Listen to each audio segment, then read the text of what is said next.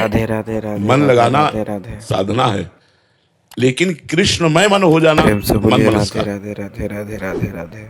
कृष्णमय प्राण हो जाना, प्राण कृष्ण का चिंतन करते हुए जब मन निरंतर हर श्वास में, तो मत प्राणा हो जाता है, कृष्ण जय श्री प्राणा हो जाता कृष्ण है। राधे गोपिका राधे। जी कहती हैं कान भय प्राण में और प्राण भय कान में, ही में न जानी पड़े कान है कि प्राण है। प्राण ही कृष्ण हो गए या कृष्ण ही प्राण हो गए। मन मनस्का मत प्राणा मदर्थे त्यक्त देह कहा, मेरे लिए समस्त देह के आचरण समर्पित करना, यह है भगवत प्राप्ति। भगवत प्राप्ति का स्वरूप क्या है? भगवान में मन हो जाना, भगवान में प्राण हो जाना, और देह के समस्त आचरण समस्त विलास केवल भगवान के लिए। अब बोले इसका साधन क्या है? तो बोले संत। बिना संतों के ये बात नहीं हो सकती। अगर संत संग नहीं मिला तो मन मनस का मत प्राणा मदर्थे त्यक्त देहि कहा, यह स्थिति नहीं आ सकती। इसलिए कहा है तुलयाम लवे ना पिन्ना स्वर्गम ना अपनर्भवम, भगवत संग संगस्य मर्त्या नाम किमुताशुषा। तुलना नहीं की जा सकती संत संग से, मोक्ष सुख की भी, स्वर्ग सुख की भी और मृत्युलोक के सुख की भी। अगर ये तीनों सुख मिला दिए जाए तो भी संत सुख के बराबर नहीं। जो भगवत प्रेमी महात्माओं का संग है उसके बराबर नहीं। तात स्वर्ग अपवर्ग सुख धरी तुला एक अंग, तूल नताय सकल मिली जो सुख लव सत्संग। लव मात्र क्षण मात्र के सत्संग से जो हमें लाभ मिलता है वो और कहीं किसी से नहीं मिल सकता। संत का स्वभाव होता है सबका मंगल करना। जो पैसा चाहना, मान प्रतिष्ठा चाहना, भोग चाहना, यश कीर्ति चाहना, जा ही ना चाही कबो कछु, चाह जिसके अंदर मिट गई है वही संत है। चाह मिटी चिंता मिटी मनुआ बेपरवाह, भगवत चिंतन परायण महापुरुष। फिकरी फारी फकनी करे ताको नाम फकीर। जिस फिकर माने होती चिंता, चिंता को ही मिट्टी में मिला दिया, कोई चिंता नहीं, कोई चाह नहीं। बोले संत सबका मंगल करते हैं। अगर वो गुस्सा हो जाए, साफ दे दें तो भी तुम्हारा मंगल होगा, मंगल नहीं हो सकता। जैसे देवर्षि नारद जी गुस्सा हो गए नलकूबर मणिग्रीव के ऊपर, नंगे नहा रहे थे गंगा जी में, शराब भी पिए थे और अप्सराओं के साथ केली कर रहे थे। देवर्षि नारद जी ने देखा देवताओं में सर्वश्रेष्ठ कुबेर के पुत्र होकर मदिरा पान करके भगवती गंगा में ऐसे निर्वस्त्र स्नान करना, इनको दंड की जरूरत है। बहुत बड़े हैं, इनको कोई दंड दे नहीं सकता। कुबेर के पुत्र है, त्रिभुवन का खजाना कुबेर के पास है, धनाध्यक्ष कुबेर। अप्सराएं तो डर कर वस्त्र धारण करके चरणों में गिर पड़ी, पर वो नशे में उन्मत्त गर्भ में खड़े रहे। जय श्री प्रणाम कर लेते तुरंत तो शायद बच जाते। देवर्षि नारद जी ने कहा तुम जड़वत वृक्ष की तरह दोनों खड़े रहे, और ऐसी अपवित्र दशा में मदिरा पिए निर्वस्त्र, तुम्हें अहंकार है ना, तुम्हारे पिताजी कुबेर है, तुम्हें शाप देते हैं, जाओ दोनों वृक्ष बन जाओ। यमला अर्जुन, यमल माने होता जुड़वा, यमला अर्जुन के नाम से दोनों वृक्ष रूप में नलकूबर मणिग्रीव नंद बाबा के घर के सामने बने। लाल जी को जब उखल में बांधा गया तो उखल सहित घसीट कर दोनों वृक्षों में फंसा दिया, मारा झटका, दोनों वृक्ष उखड़ गए और भगवान गोविंद का साक्षात्कार नलकूबर मणिग्रीव को हुआ। ऐसे हम वरदान कहें कि साफ कहें, मुनिन कर क्रोधौ मुक्तिदातार। अगर कोई साधु महात्मा गुस्सा होकर के कुछ कह भी दे तो परिणाम उसका मंगल होगा, क्रिया मंगल होगी।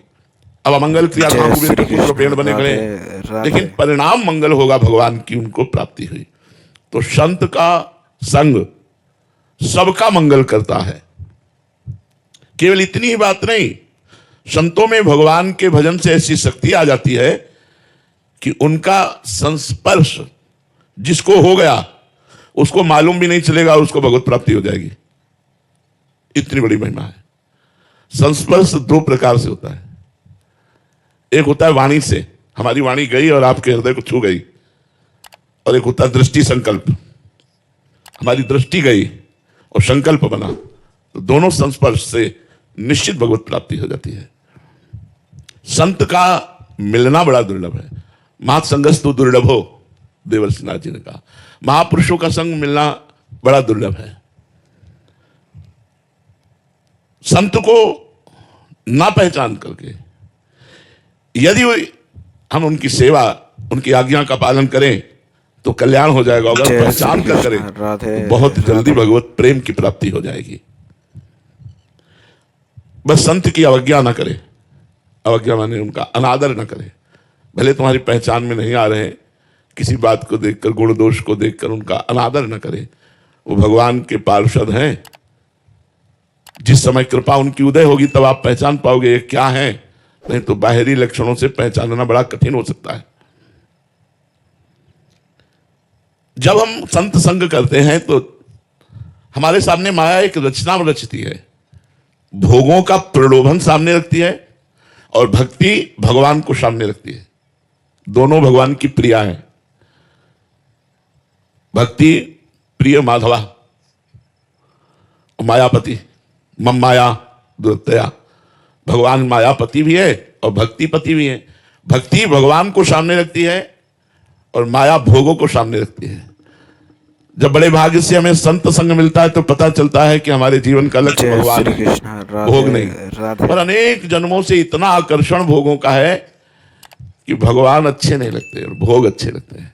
आप देख लीजिए, भोग तुरंत सुख देता है, ऐसा लगता है भगवान तो कालांतर में सुख देते हैं, ऐसा लगता है। और भगवान में सुख है भी कि नहीं पता नहीं। गुलाब जामुन में तो तुरंत सुख है, मुंह में डालो और मीठा लगा, है नहीं।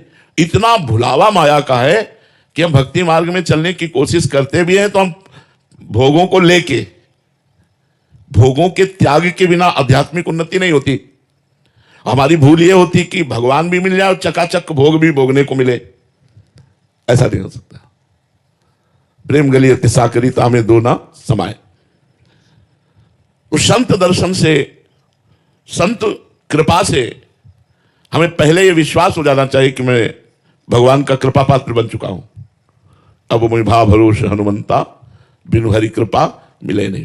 संत मिल गए मतलब मोहर लग गई कि हरिजू की हमारे ऊपर कृपा है। अब संत और भगवंत में अभेद दर्शन करना जिसको आ गया, तस्मित तज्जने भेदा भावत, कि संत भगवान का स्वरूप है। बड़ा कठिन है ये मानना। भगवान जब सबरी जी को उपदेश कर रहे हैं नवधा भक्ति का, तो उसमें कह रहे हैं सातो समूह मोहि मैं जग देखा, मोते अधिक संत कर लेखा। सातवीं भक्ति है कि सब में समान भाव से भगवान को देखे, लेकिन भगवान कह रहे मेरे से भी अधिक बढ़कर के जो संतों को देखे वो सातवीं भक्ति को प्राप्त होता है। जो सप्तवीं आध्यात्मिक उन्नति है वो ये कि सब में भगवान को देखे लेकिन संतों को भगवान से भी अधिक देखे। हम कह रहे हैं चलो इतना ना सही, भगवान के बराबर, भगवान से अधिक ना देखे तो भगवान के बराबर, ये भगवान है।